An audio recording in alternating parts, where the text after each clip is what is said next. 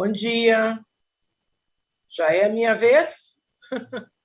Bom dia para todos que estão nos acompanhando.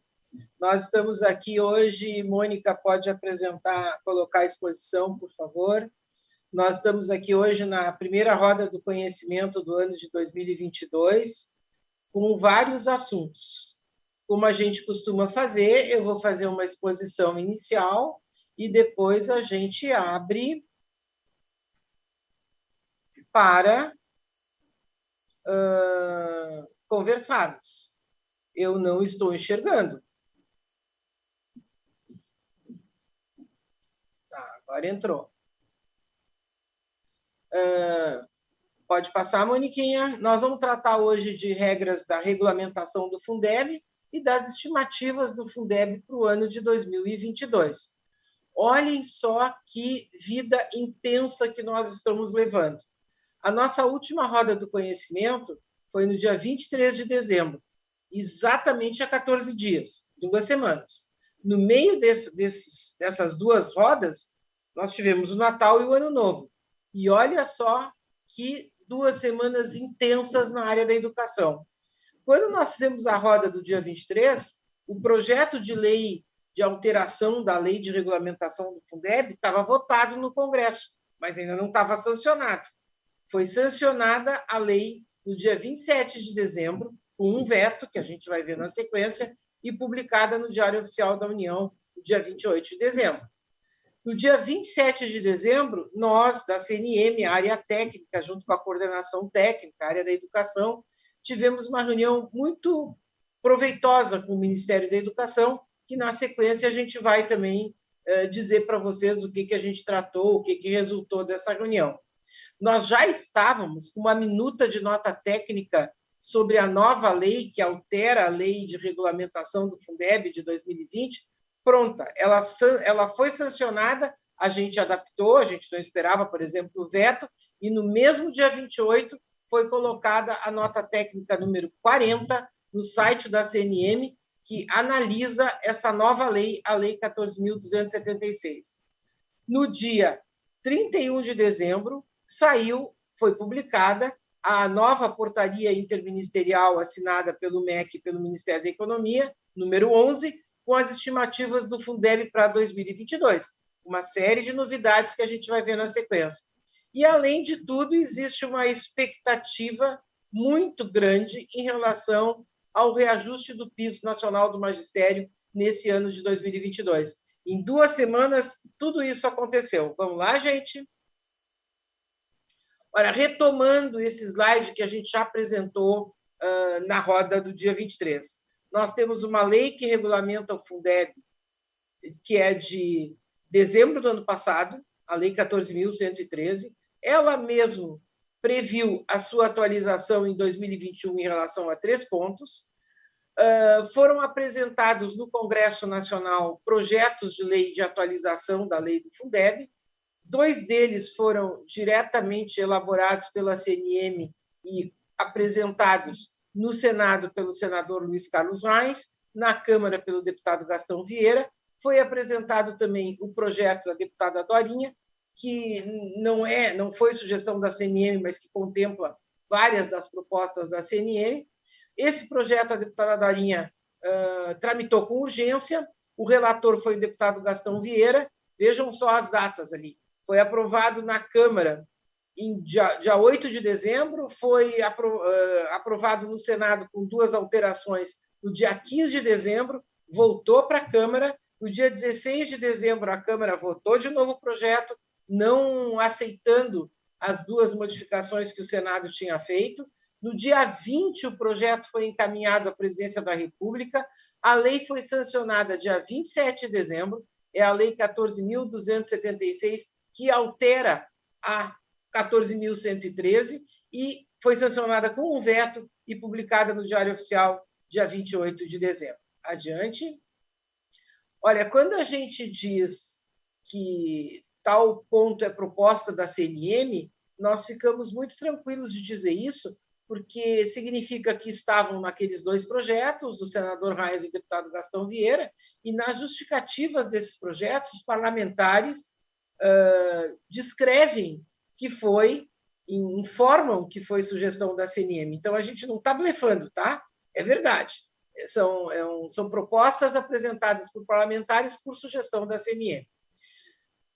A lei foi sancionada com um veto que nos deixou muito surpresos, muito surpresos. Olhem só, a Lei 14.113, lá do ano passado, no artigo 21, uma novidade que não tinha na lei do antigo Fundeb, veda a transferência dos recursos do Fundeb da conta no Banco do Brasil ou na Caixa Econômica Federal, onde foram disponibilizados, para quaisquer outras contas bancárias. Isso vem criando enormes dificuldades, principalmente para aquele número expressivo de ex-federados, de municípios, cerca de uns 40%, pelo menos, que terceirizam a folha de pagamento dos seus servidores, no caso, dos profissionais da educação.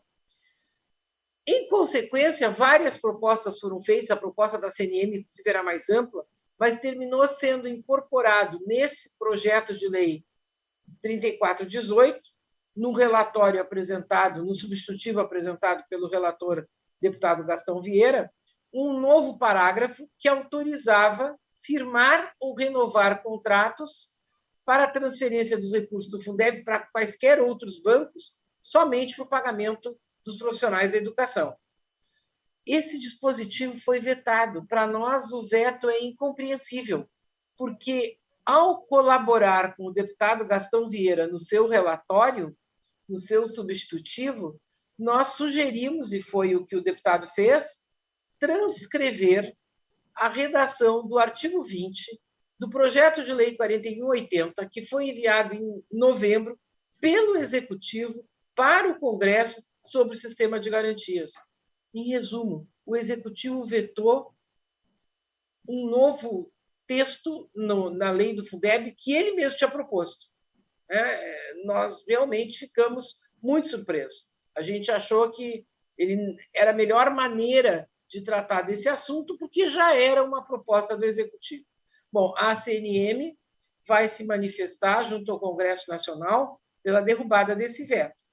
E a gente chama a atenção que todos aqueles municípios que entraram em 2021 já com um contrato de terceirização da folha de pagamento continuam fora da lei, porque essa terceirização não foi autorizada em decorrência desse veto presidencial.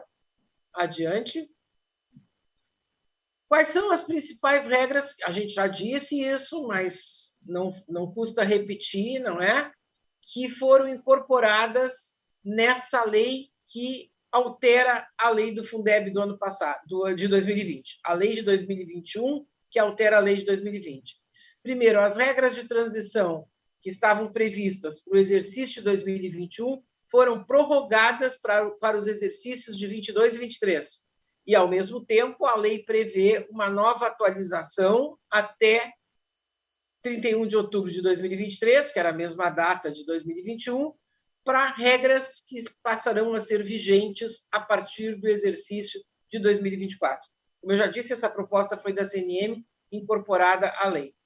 Para 2023, quando a complementação VAR da União vai começar a ser distribuída, alocada, os indicadores deverão ser excepcionalmente definidos por regulamento, de forma a dar conta, né, dos impactos da pandemia da Covid-19 na educação.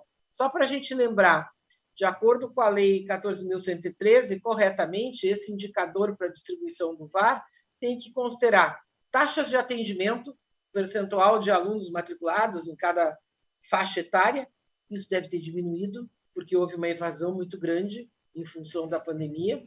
Depois, taxas de aprovação no ensino fundamental e médio. É provável que elas tenham até aumentado, porque, em função dos anos letivos não terem ocorrido de forma com normalidade, houve um aumento de aprovação automática, né? E depois, na terceira dimensão, os níveis de aprendizagem atuais e com avanço, né? Quanto melhorou ou não em relação entre as duas últimas avaliações externas de aprendizagem. Isso também deve ter piorado com a pandemia. Então, é preciso um tratamento excepcional para o indicador do VAR para 2023. Uma outra proposta que a CNM apresentou e que foi incorporada foi a alteração do conceito de profissionais da educação. E, por fim, a CNM comemora que foi mantido a dimensão, né, de vulnerabilidade social para a definição do indicador de educação infantil para a complementação VAT da União. Havia uma proposta de supressão dessa dimensão da vulnerabilidade social, apresentada pelo INEP, e o Congresso manteve. Adiante. Vamos ao conceito de profissionais da educação, que, nesse momento, é a questão sobre a qual nós temos recebido mais perguntas, né? O conceito de profissionais da educação foi ampliado, podem ser incluídos no cômputo do mínimo de 70% do Fundeb todos os profissionais da educação, os docentes, os profissionais do magistério, do suporte pedagógico à docência, o coordenador pedagógico, supervisor educacional, orientador educacional, etc., e também o pessoal de apoio técnico, administrativo ou operacional. Para uma escola funcionar, para o sistema de ensino funcionar, precisa de outros profissionais, precisa do pessoal da limpeza, da merendeira, do porteiro, do suporte tecnológico, precisa do pessoal da secretaria, da escola, precisa de vários outros profissionais, né? Qual era o problema? É que a conceituação da lei de 2020 fazia referência ao artigo 61 da LDB. Então, só podiam ser incluídos nesses profissionais da educação aqueles que tivessem ou formação de nível técnico médio ou formação superior em área pedagógica ou afim. Ou seja, uma merendeira que não fosse técnico nutricionista ou pedagoga não entrava. Agora entra. Se a merendeira tiver curso ensino fundamental, ela entra, não tem problema, tá? E também foi uma posição que a CNM defendeu, que são os profissionais em efetivo exercício nas redes de ensino e não somente nas escolas. A partir da compreensão que, para as escolas funcionarem, o objetivo de toda a rede de ensino é a escola funcionar, é preciso também órgãos de gestão e profissionais, por exemplo, na Secretaria de Educação. Além dessas propostas, que foi exatamente o que a CNM sugeriu, duas outras questões foram incluídas na lei, que não foram sugestões da nossa entidade. Primeiro, autorização de concessão de abono para atingir os 70% do Fundeb. Foi um parágrafo novo incluído no artigo 26, que é esse que trata do conceito de profissionais da educação, e a inclusão de um novo artigo permitindo que os psicólogos, autorizando, não obrigando, que os psicólogos e assistentes sociais sejam remunerados com os outros 30% do Fundeb. Lembrem que na redação da lei de 2020 eles estavam dentro dos 70%, né? E no nosso entendimento, psicólogos e assistentes sociais não são profissionais da educação, mesmo que estejam atuando na rede de ensino. Psicólogo é profissional da saúde, assistente social é profissional da assistência social. Estão vinculados ao SUS e ao SUAS. Qual é a grande questão sobre a qual nós temos recebido muitas perguntas? Como é que fica essa mudança do conceito de profissionais da educação no exercício de 2021? A pergunta é, essa mudança só vale a partir do dia 28 de dezembro, quando a lei foi publicada, ou ela vale para todo o ano de 2021?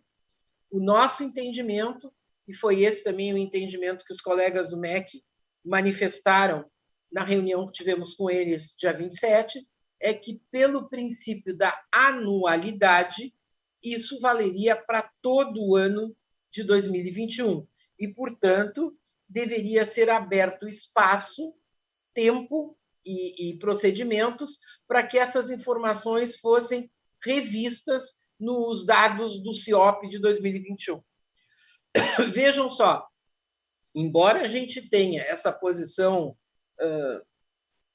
formal do MEC numa audiência, o próprio MEC, o FNDE, está aguardando, com o cuidado que se precisa ter, um parecer da sua área jurídica, da sua procuradoria jurídica, e vai imediatamente, estamos todos os dias perguntando quando é que sai, publicar um documento com essas orientações. Então, vou deixar bem claro, o entendimento do governo, do MEC, também é da possibilidade de revisão desse registro, mas isso ainda não está definido. Nós estamos aguardando a posição do FNDE, do MEC, e eles, por sua vez, estão aguardando um posicionamento da Procuradoria Jurídica do FNDE. Adiante. Além dessas principais mudanças que a gente descreveu nos slides anteriores, tem mais mudanças na lei já em vigência, algumas com as quais nós nos identificamos, achamos absolutamente positivas, em relação às matrículas para a distribuição dos recursos do Fundeb, as instituições conveniadas, o Poder Público Municipal vai ter que atestar aquelas condições antes de firmar o convênio. Sobre a retificação dos dados do censo escolar, vocês podem olhar tudo lá, está descrito direitinho na nossa nota técnica. Uma série de mudanças em artigos da lei que são explicitação de competências dos órgãos do governo federal, sem problema também. Essa ampliação do prazo para o envio das informações e dados contábeis, orçamentários e fiscais para o cálculo do VAT, do valor no ano total para o ano subsequente, que nós achamos muito importante, amplia o prazo de 30 de abril para 31 de agosto, né? E algumas mudanças que nós achamos que não prejudicam, mas também não acrescentam conteúdo expressivo, porque a lei vai ser revista em 2023 de novo, não é? Então, mudanças no artigo 14, que é o que trata do VAR, e 2 artigos acrescidos, o 43A e o 43B. Se vocês quiserem, depois a gente pode dizer por que a gente acha que não precisava ter essas mudanças, mas também não prejudica. Adiante. Adiante. Bom, agora, descritas as alterações da Lei de Regulamentação do Fundeb, vamos para o Fundeb de 2022, cuja primeira portaria interministerial de estimativa de receitas foi publicada no dia 31 de dezembro. É a portaria número 11. Segundo essa portaria, a estimativa de receita total do Fundeb 2022 é de 236 bilhões de reais. Desse valor, a contribuição dos estados, Distrito Federal e municípios corresponde a 205,3 bilhões de reais. Aqui, vamos lá, é a grande novidade do novo Fundeb. Nós temos 2 formas diferentes de complementação da União. Primeiro, a complementação VAF, valor aluno ano do Fundeb, que é aquela que já existia no Fundeb anterior, que continua sendo de 10% do total da contribuição dos estados, DF e municípios, 205 bilhões, 20,5 bilhões. O VAF mínimo definido nacionalmente, valor aluno ano, mínimo nacional dos anos iniciais do ensino fundamental urbano, para 2022, está estimado em R$ 4.677,07, e 10 estados e o conjunto dos seus municípios serão contemplados com esses recursos. Estão aí descritos, enumerados, os 10 estados. São 2 da região norte, Amazonas e Pará, como tem sido desde o início do antigo Fundeb, e 8 estados do Nordeste. No Nordeste só não entra Sergipe, entram os outros 8 estados da região Nordeste do Brasil, o que totaliza 10 estados e o conjunto dos seus municípios beneficiados com esses recursos da complementação VAF da União. A grande novidade para 2022 é a complementação VAT, porque, primeiro, ela é novidade do Fundeb, do novo Fundeb, mas, além disso, o ano passado, em 2021, a complementação VAT era de 2% do valor total da contribuição de estados, DF e municípios. Esse ano, pelas regras de transição previstas lá na Emenda Constitucional 108, passa para 5%. Então, corresponde a 10,2 bilhões de reais.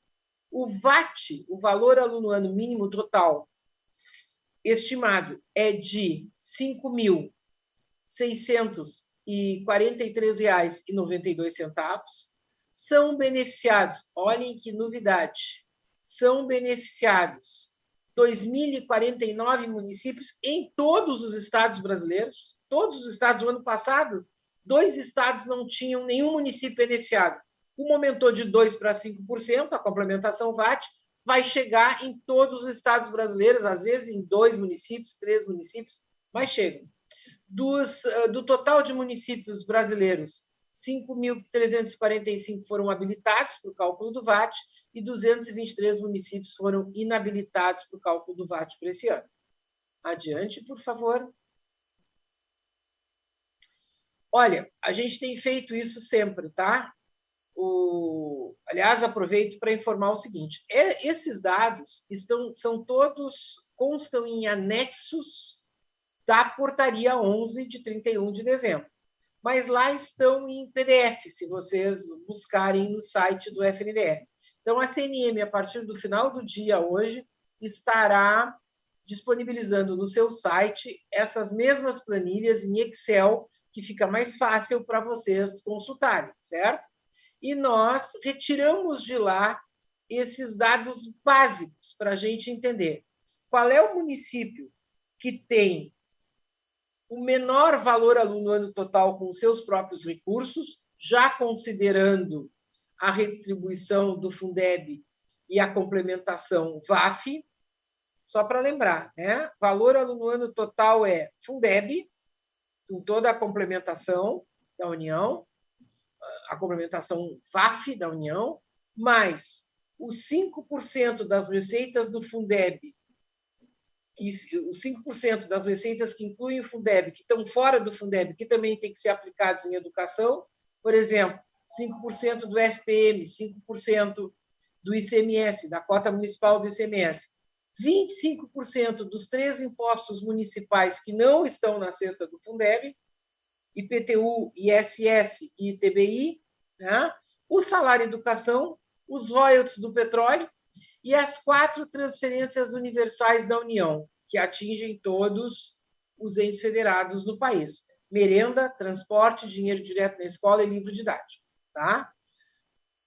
Considerando esse conjunto de valores, qual é o menor VAT do Brasil, de acordo com as planilhas divulgadas pelo FNDE?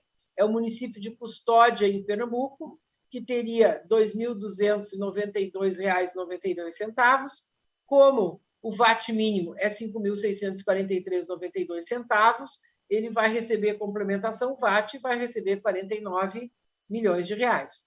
E na última coluna aqui é um ponto, uma informação em relação à qual a CNM tem muito desconforto, que é o percentual calculado pelo INEP de quanto esse município deve investir em educação infantil. Tá? A gente acha que devia ser 50% para todo mundo, que facilitava. Isso aqui vai criar enormes dificuldades de prestação de contas. Depois, o último município daqueles 2.000, e nem me lembro lá o número que a gente já disse na planilha anterior, que vão receber complementação VAT. É o município de Santo Antônio de Pádua, que, olhem só, a diferença é nos centavos. Né? Ele tem um VAT de R$ 5.643,05 e o mínimo nacional é 92 centavos, então ele vai receber a expressiva quantia de R$ 5.813,63 de VAT no ano inteiro. Isso aqui é o valor estimado para o ano inteiro. Qual é o primeiro município que não vai receber? Que está exatamente na sequência desse município do Rio que não vai receber. É Luzinópolis, em Tocantins, que tem um VAT exatamente igual ao VAT mínimo nacional. Né?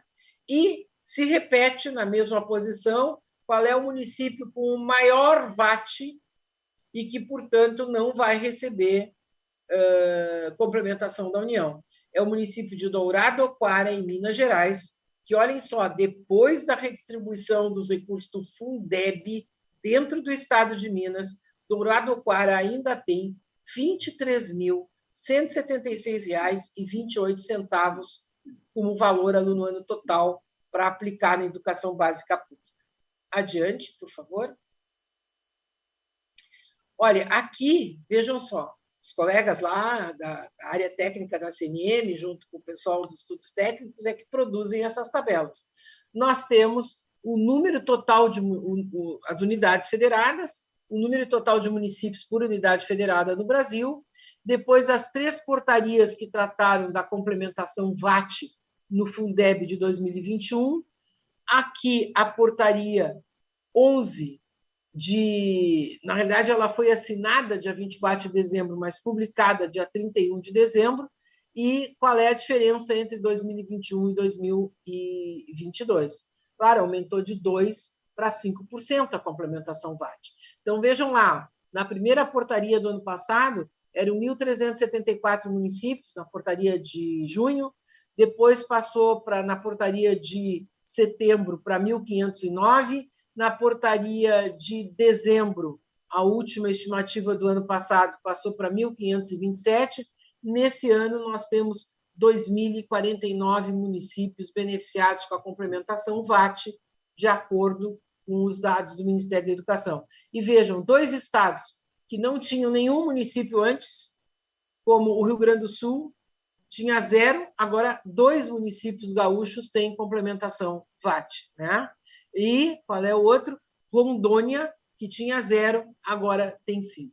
E quase todos aumentou, mas o estranho é que alguns estados diminuiu. Por exemplo, no Amazonas, 57 municípios tinham, agora 51 tem. Tem que ver por quê, talvez seja parte daqueles inabilitados, né? Então, a gente tem que avaliar caso a caso. Agora, cada um de vocês tem que entrar lá nas planilhas que a CNM vai disponibilizar hoje no final do dia e ver a situação do município de vocês. Adiante.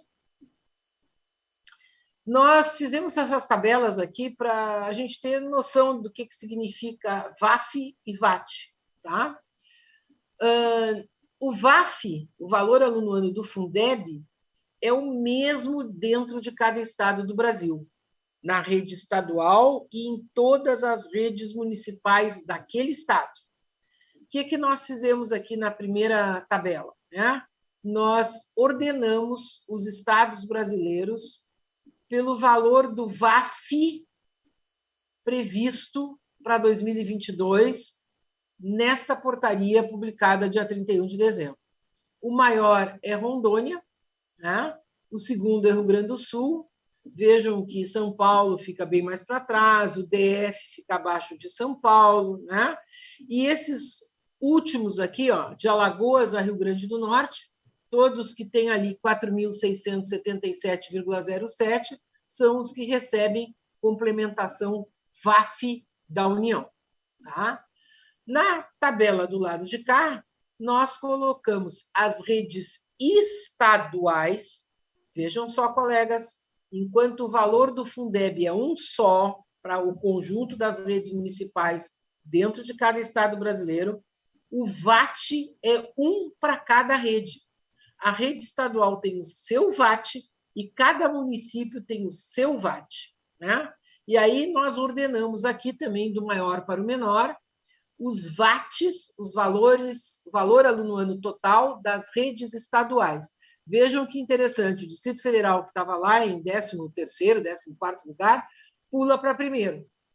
Claro, explicação, eu gosto muito de números, mas números têm que ser explicados. O que acontece no Distrito Federal? Os 3 impostos municipais, imposto sobre propriedade territorial urbana, imposto sobre serviços de qualquer natureza, imposto sobre transação de bens imóveis, são arrecadados pelo governo do Distrito Federal. E lá devem ser um volume significativo de recursos, né? IPTU em Brasília e ISS em Brasília devem ser valores elevados, né? O único, aí todos os demais em ordem também, eu gostaria muito, o Mato Grosso do Sul deve melhorar muito de posição em função do ICMS, do agronegócio, talvez Tocantins seja isso também, a gente precisa entender esses números, né? Vejam que São Paulo não fica numa posição muito elevada também, e da mesma forma como no ano passado, na planilha que o FNDE, anexa à portaria que o governo federal divulgou, o único estado que não tem VAT calculado é o estado do Rio de Janeiro, né? que já estava o ano passado e continua inabilitado esse ano. Adiante. Por favor, Mônica.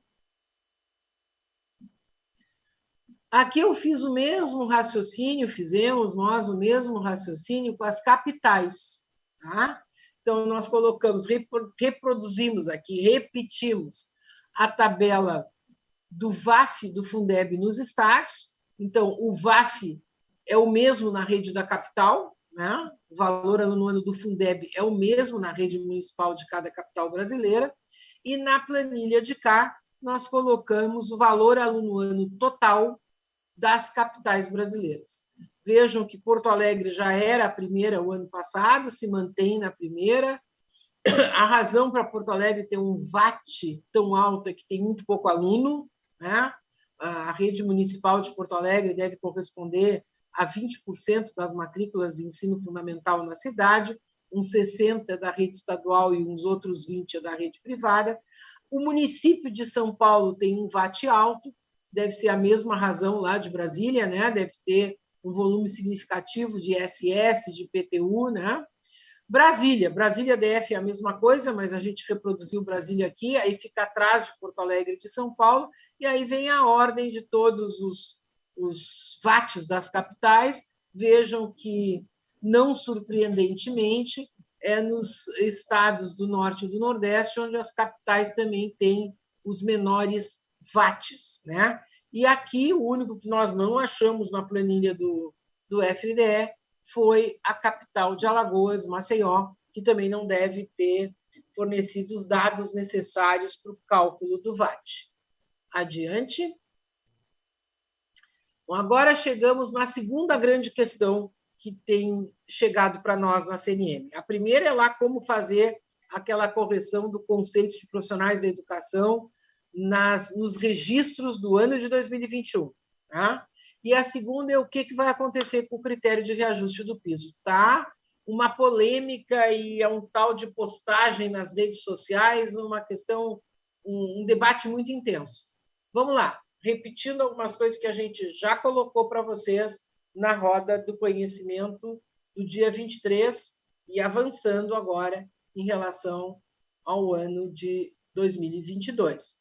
O critério definido na lei lá que instituiu o piso do magistério, que é de julho de 2008, a atualização anual do valor seria sempre no mês de janeiro, com o mesmo percentual de crescimento do VAF, o valor anual do Fundeb mínimo, dos anos iniciais do ensino fundamental urbano, definido nacionalmente, nos 2 anos anteriores. Então, o reajuste de 2022 seria, olhem em que tempo que a gente está colocando o verbo, né? Seria a diferença da última estimativa do valor mínimo do Fundeb em 2021 em relação à última estimativa do valor mínimo de 2020. Vejam que essa diferença daria 33,23%, um reajuste muito significativo. Claro, porque no final de 2020 teve queda de receita em função do impacto da pandemia na economia, em compensação, em 2021, especialmente no segundo semestre, teve um crescimento fora da curva da receita, muito mais em decorrência da inflação do que em decorrência de um crescimento expressivo da produção nacional. Né? Segundo estudos que o pessoal dos estudos técnicos da CNM desenvolveram, um reajuste de 33,23% daria um impacto de 30 bilhões nas finanças municipais. Adiante, por favor. Mas qual é o problema? Isso não está certo. Há um entendimento, a CNM tem esse entendimento, e nessa audiência que nós tivemos com o Ministério da Educação no dia 27 de dezembro, os colegas do Ministério manifestaram que essa é a mesma posição da Conjur, né, da Consultoria Jurídica do MEC, e essa informação também tinha sido repassada para a Undime, que colocou numa carta aberta do dia 22 de dezembro, divulgando à sociedade toda. Há um entendimento, vamos lá, nosso da CNM, e segundo os colegas do MEC, também da Conjur do MEC, de que esse critério de reajuste perdeu a eficácia legal, porque ele dispõe que o reajuste será feito com base na variação do valor aluno ano mínimo do Fundeb, definido nos termos da Lei 11.494, lá de junho de 2007, que regulamentava o antigo Fundeb. E essa lei foi expressamente revogada pela Lei 14.113, de dezembro de 2020, que regulamenta o novo Fundeb. Né? Olha, justamente com base nesse entendimento, é que a CNM defendeu de forma muito aguerrida, foi um dos 4, 5 pontos prioritários da última mobilização municipalista feita em dezembro de 2021, que a Câmara dos Deputados concluísse a aprovação, a apreciação do projeto de lei 3776, também de julho de 2008, enviado ao Congresso Nacional pelo ex-presidente Lula, uma semana depois da sanção da lei do piso, que propõe a adoção do INPC acumulado do ano anterior para o reajuste do piso, e aí não tem mais referência à tal de lei 11.494 do antigo Fundeb.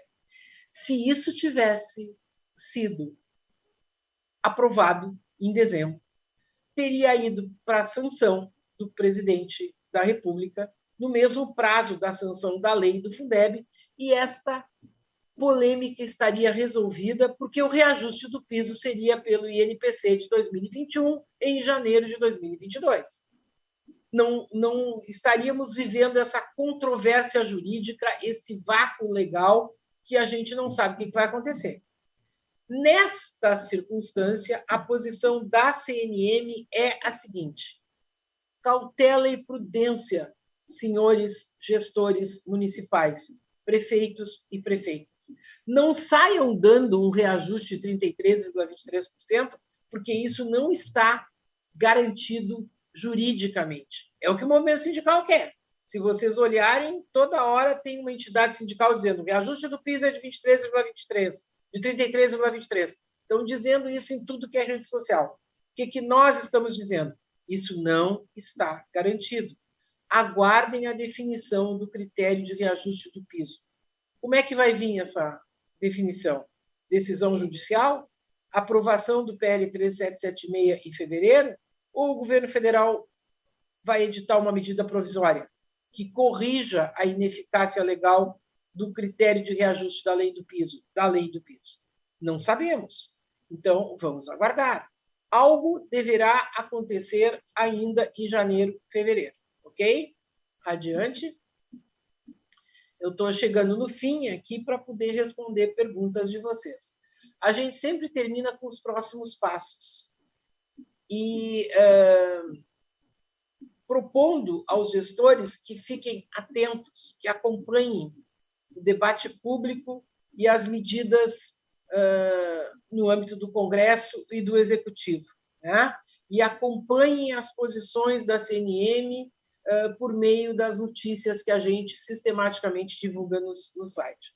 Quais são os fatos para este ano de 2022? O primeiro de todos é esse que eu acabei de dizer, é qual será a solução para o critério de reajuste do piso nacional do magistério, que é alguma coisa que tem que acontecer entre janeiro e fevereiro, certo?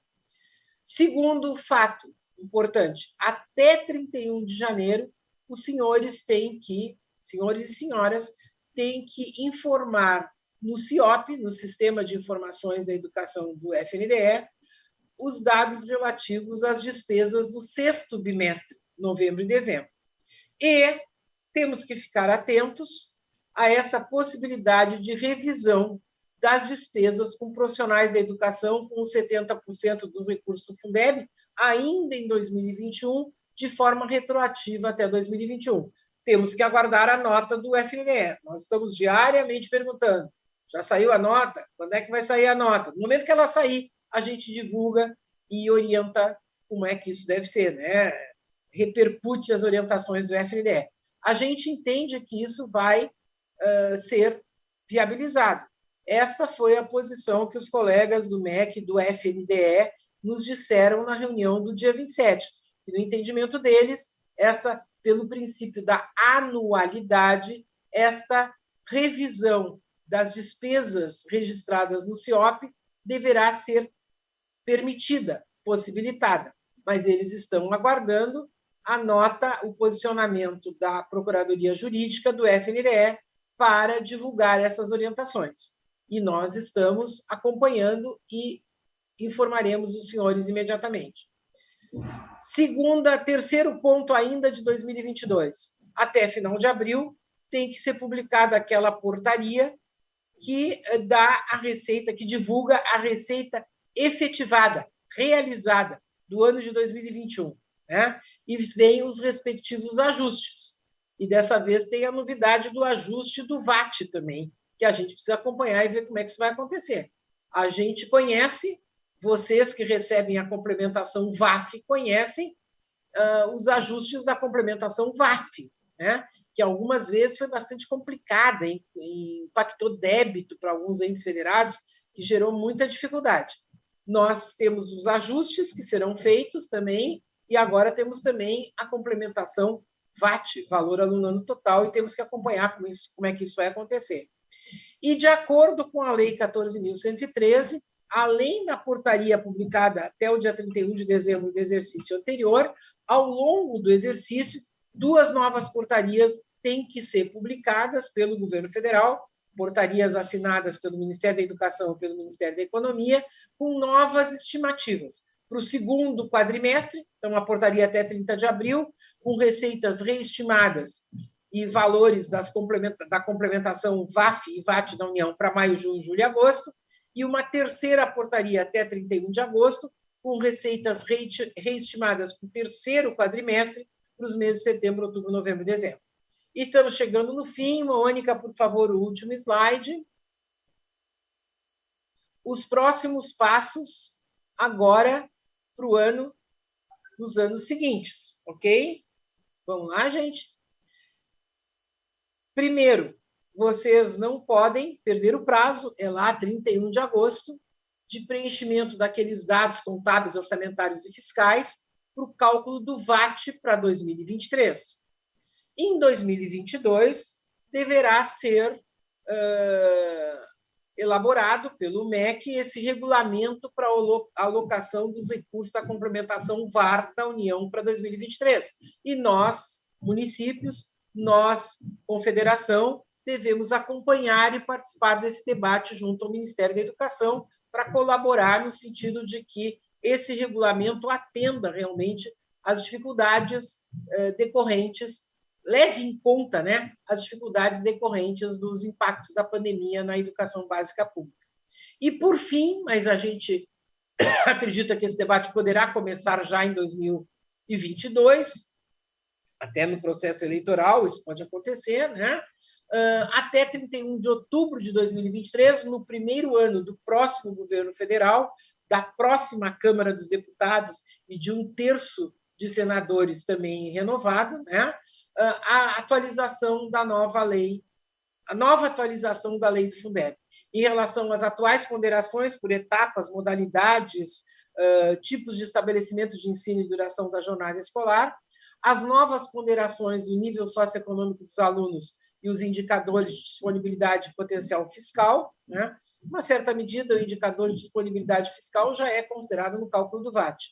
E o indicador de educação infantil, que é muito importante para os municípios, e em relação ao qual a CNM manifestou seu desconforto com essa metodologia provisória que foi criada pelo INEP, MEC, e está lá naqueles percentuais diferentes de aplicação da complementação VAT na educação infantil. Eu fico por aqui, levei 45 minutos, tá? Mas temos ainda 15, 20, 25, o que for necessário para responder as perguntas. As colegas me mandaram algumas perguntas aqui por WhatsApp, deixa eu ver se eu consigo ler e responder. Olha, não é fácil aqui acompanhar, fazer a apresentação e acompanhar.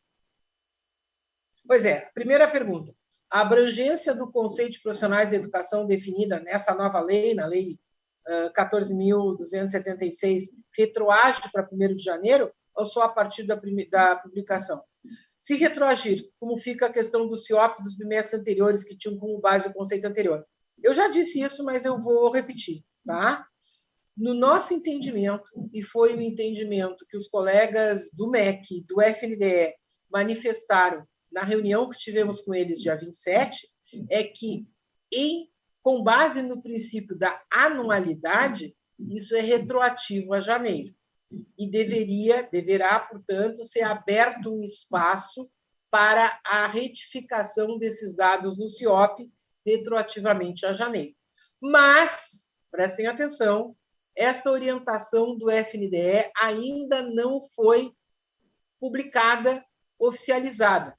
Eles nos dizem que estão aguardando um parecer da Procuradoria Jurídica do FNDE para divulgar essas orientações. No momento em que eles divulgarem essas orientações, a gente repassa ao conjunto dos servidores, dos gestores brasileiros. Em princípio, sim, mas ainda não está dito como vai ser, tá bom? Então, vamos aguardar as orientações do FNDE. Nutricionista da educação entra nos 70% com base na nova lei? Eu entendo que sim, ela é uma servidora do apoio técnico administrativo operacional, que é do cotidiano da educação, né? Quais procedimentos a serem adotados pelos municípios que não atingiram o mínimo de 70%? Ai, que pergunta difícil. Olha, primeiro ano já passou, né? Quem não atingiu agora vai ter que justificar, vai ter que se explicar junto ao CIOP e junto ao seu Tribunal de Contas, argumentando que a Lei Complementar 173, de maio de 2020, vedava o aumento de qualquer crescimento de despesa até 31 de dezembro de 2021. Em função de uma receita crescente e diante dessa vedação, muitos não terão atingido os 70%. Já terminou o ano de 2021. Vão ter que se justificar dessa forma. Agora, muitos...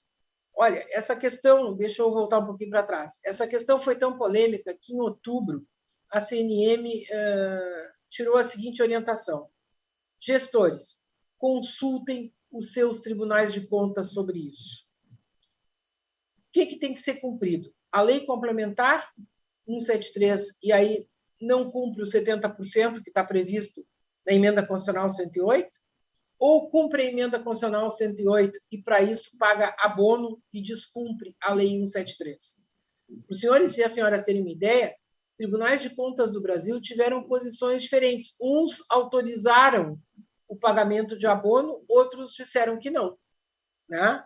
De qualquer jeito, já passou 31 de dezembro, já passou o exercício financeiro de 2021, desculpem, agora tem que... Não atingiu, como é que eu me justifico diante do FNDE e diante do meu Tribunal de Contas? Atingir porque o meu Tribunal de Contas permitiu o pagamento de abono, ok, o seu Tribunal de Contas permitiu, ok? Todos os profissionais da Secretaria Municipal de Educação podem ser pagos com 70%, inclusive o secretário? Bom, vamos lá. Eu já respondi uma pergunta sobre isso por telefone ontem. Em muitos municípios, colegas, em função do seu tamanho, né, de serem municípios de pequeno porte, a Secretaria Municipal não é só de educação. Educação, cultura e desporto. Educação, cultura e, sei lá, né? Tem mais de uma função. Então, cuidado, tá? Só os servidores da secretaria que estiverem diretamente vinculados à gestão da educação. E, nesse caso, se a Secretaria da Educação trata de outras áreas, eu não correria o risco de botar o secretário de Educação no 70%. Paga com outros recursos da educação, mas não coloca no 70%. Seria possível listar quais os novos profissionais da educação entrariam? Todos os que atuam no sistema de ensino e não são integrantes do magistério. O porteiro, a merendeira, a faxineira, a pessoa da secretaria da escola, o técnico de multimeios, todos funcionam na escola ou no sistema e a educação depende deles para funcionar. Todos entram, ok? A diferença é que agora não tem mais a exigência daquele nível de formação. Uma pergunta já repetida. Gostaríamos de saber se, diante da publicação da Lei 14.276, haverá atualização na versão do CIOP. É isso que estamos aguardando, que o FNDE nos diga para a gente dizer para vocês, eles vão dizer lá no site deles também. Eles, os técnicos do FNDE, têm entendimento que sim, mas eles querem ter segurança e estão aguardando a posição da Procuradoria Jurídica do FNDE. A possibilidade de abono para completar os 70% independente de lei municipal específica, já que esse abono agora é previsto na nova lei? Olha, controverso. Alguns acham que sim, alguns acham que não. Alguns acham que, como está na lei do Fundeb, não precisa mais de lei municipal. Outros continuam entendendo que qualquer pagamento para servidores depende de lei municipal. Acho bom vocês terem segurança com a assessoria jurídica de vocês. Eu, se tivesse no lugar de um gestor, tomaria sempre cuidado e teria a lei municipal. Mas há um entendimento de que, colocado na lei federal, não precisaria. Teremos interpretações judiciais ao longo desse ano. Agora, deixa eu aproveitar e dizer uma coisa para vocês, tá? Abono, que era pagar abono no final do ano, que era uma prática que muitos municípios desenvolveram durante o antigo Fundeb e até no Fundef, não é um fato positivo. Porque se eu governo, prefeitura municipal, tenho que pagar abono no final do ano, por que eu não paguei um vencimento melhor ao longo dos 12 meses do ano? Então, como prática recorrente, abono não é um fato positivo. Agora, no ano de 2021, era uma situação totalmente excepcional, colegas. Primeiro, era uma novidade, aumentou de 60 para 70, né, no novo Fundeb. A vinculação antes era 60 só para profissionais do magistério, aumentou para 70 para profissionais da educação. Aí toda a polêmica do conceito de profissionais da educação, que é isso que a gente conseguiu, na nossa opinião, corrigir nessa lei 14.276, né?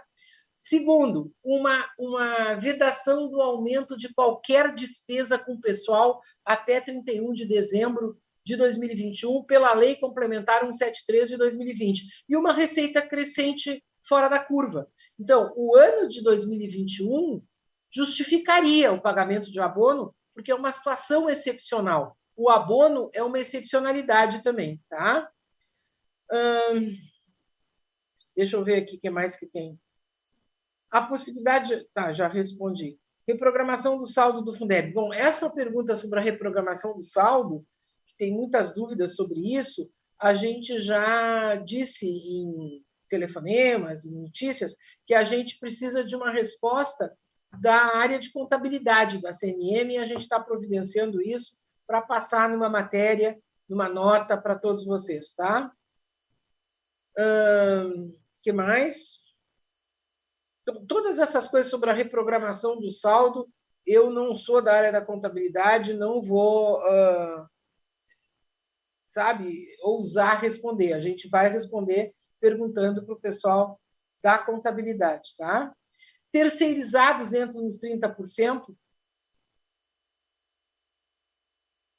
Não sei, acho que sim, né? Não pode entrar nos 70%, mas nos 30% pode entrar. Os profissionais da educação aposentados pelo Sistema Previdenciário Municipal? Não, gente. Aposentado não entra no Fundeb. O Fundeb é para profissionais da educação em efetivo exercício. Além disso, a Emenda Constitucional 108, colegas, a do Fundeb, do novo Fundeb, lá de 26 de agosto de 2020, ela introduziu um parágrafo novo no artigo 212 da Constituição do Brasil, se não me engano, parágrafo 7º, que proíbe o uso dos 25% para pagamento de aposentados e pensionistas. E o Fundeb é uma redistribuição de parte dos 25%. Então, não pode pagar aposentado nem com o dinheiro do Fundeb, nem com o dinheiro dos 25%, a partir do exercício de 2021, por determinação da Emenda Constitucional 108. Professores readaptados trabalhando nas secretarias das escolas em atividades administrativas recebem pelos 30%? Podem receber até pelos 70%, se eles estão em atividades de apoio técnico administrativo pedagógico. Não sei se tem mais perguntas aqui, gente.